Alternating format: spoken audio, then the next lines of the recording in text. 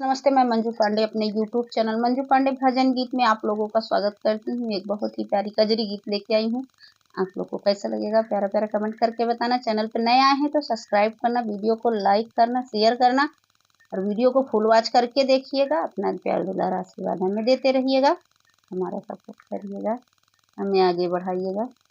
बदरा चढ़िया आसमनवा, बदरा चढ़िया आसमनवा, घेरी घेरी बरसे सावनवा ना। बदरा चढ़िया आसमनवा, घेरी घेरी बरसे सावनवा ना। झुर झुर बाहे पावन पुरवैया, झुर झुर बाहे पावन पुरवैया। सावन मास की चढ़ल समैया, सावन मास की चढ़ल समैया। हरियर लागेल सगरो से मनवा, घेरी घेरी बरसे सावनवा ना। हरियर लागेल सगरो से मनवा, घेरी घेरी बरसे सावनवा ना।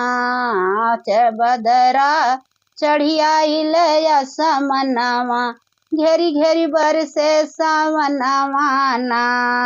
रतिया बिजली चम चम चमके, रतिया बिजली चम चम चमके। बरसे पनिया बड़ा निक लागे, बरसई पनिया बड़ा निक लागई। गम के घरवा और अंगनवा, घेरी घेरी बरसे सावनवा ना।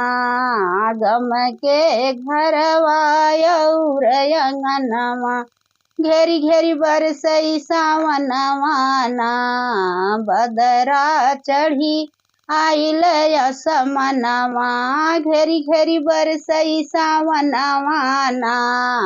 बदरा चढ़ी आइल आसमनवा, घेरी घेरी बरसई सावनवा ना।